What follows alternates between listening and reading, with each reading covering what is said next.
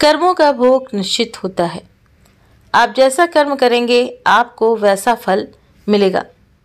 तो ये तो आपने सुना ही होगा, और कर्मों का भोग करना निश्चित है। तो इस कहानी में आप देखेंगे कि व्यक्ति कितना भी इतरा क्यों न ले, उसे कर्म जो उसके होते हैं वो सही जगह पर लाकर पटक देते हैं। जन्म मृत्यु से बड़े होता है कर्मों का फल। जब तक आपके कर्मों का पूरा हिसाब किताब नहीं हो जाता तब तक ये फल आपका पीछा नहीं छोड़ता है। अब तय आपको करना है कि आप पाप के भागी बनना चाहते हो या सदाचार का। तो एक समय की बात है, एक गुरु अपने शिष्यों के साथ तीर्थ यात्रा करने के लिए जा रहे थे। कुछ दिन और चलने के बाद सभी को थकान महसूस होने लगी, जिस कारण से वे बीच जंगल में ही रुक गए। परंतु कुछ देर बाद गुरु को कुछ आवाज़ें सुनाई दी। जब गुरु ने बड़े ही ध्यान से उस आवाज़ को सुना तो उनको लगा कि कुछ लोग जोर जोर से रो रहे हैं।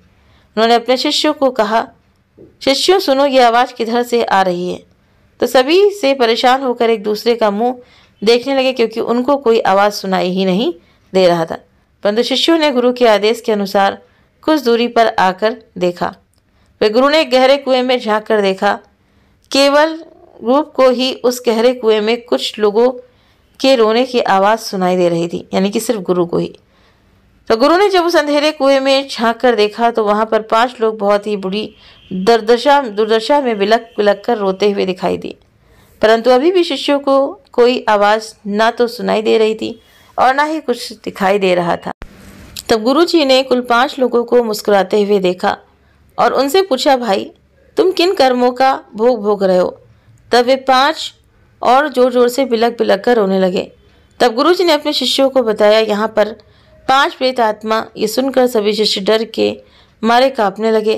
तब गुरु जी ने कहा, शिष्यों डरो मत, तुम सभी इससे ज़्यादा शक्तिशाली हो, क्योंकि तुम सब लोग कर्मों से महान हो और ये अभी आज अपनी पिछली करने का कर्म भोग रहा है। आज इस समय में इन लोगों से दुर्लभ और कोई नहीं है। तब शिष्यों ने बड़ी आश्चर्य से गुरु से पूछा, इन्होंने ऐसा क्या किया है गुरुजी?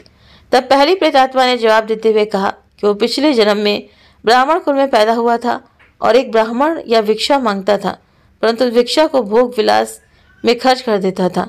दूसरे प्रेतात्मा ने जवाब देते हुए कहा, मैं क्षत्रिय था और अपनी शक्ति का दुरुपयोग निर्बल, गरीब और लाचार के ऊपर किया करता था।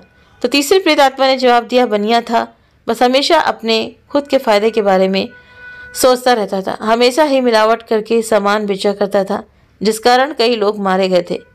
चौथे प्रेतात्मा ने जवाब दिया कि मैं बहुत आलसी था, जिम्मेदारी से हमेशा भागता था, अपने माता पिता को पीटता था और दिन रात नशा किया करता था। अंत में 5 में प्रेत आत्मा ने जब जवाब देते हुए कहा कि मैं एक लेखक था, अश्लील कथाएं लिखता था, मैंने समाज को वासना का पाठ सिखाया था। इस तरह से 5 पापी अपने पापों का भोग कर रहे हैं। सभी प्रेतात्माओं ने हाथ जोड़कर गुरु से निवेदन किया, हे गुरु, आप गुरु हैं, आप दुनिया वालों को समझाइए कि बुराई का रास्ता क्षणिक सुख देता है, परंतु उसका दंड कई जन्मों तक अंधकार में भोगना पड़ता है। मनुष्य को अपने किए का फल भोगना ही पड़ता है, फिर वो चाहे किसी भी जन्म में हो। कहा जाता है कि जिस प्रकार ईश्वर होते हैं उसी प्रकार भूत भी हैं, लेकिन वो जितना दुर्लभ होता है उतना और कोई दुर्लभ नहीं होता। जितना कष्ट झेलते हैं उतना कोई और नहीं झेलता, वो अपने किए की सजा पाते हैं। क्षण भर की विलासिता के कारण कई जन्मों तक उनको भोगना पड़ता है।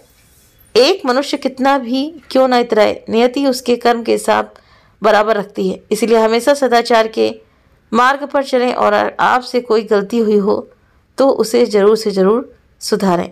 तो उम्मीद करते हैं कि आपको ये कहानी छोटी सी और जानकारी पसंद आई होगी। वीडियो पसंद आया हो तो वीडियो को लाइक शेयर सब्सक्राइब करना ना भूलें। आप हमें कमेंट करके भी ज़रूर से ज़रूर बताएं। वीडियो देखने के लिए आप सभी का बहुत बहुत धन्यवाद।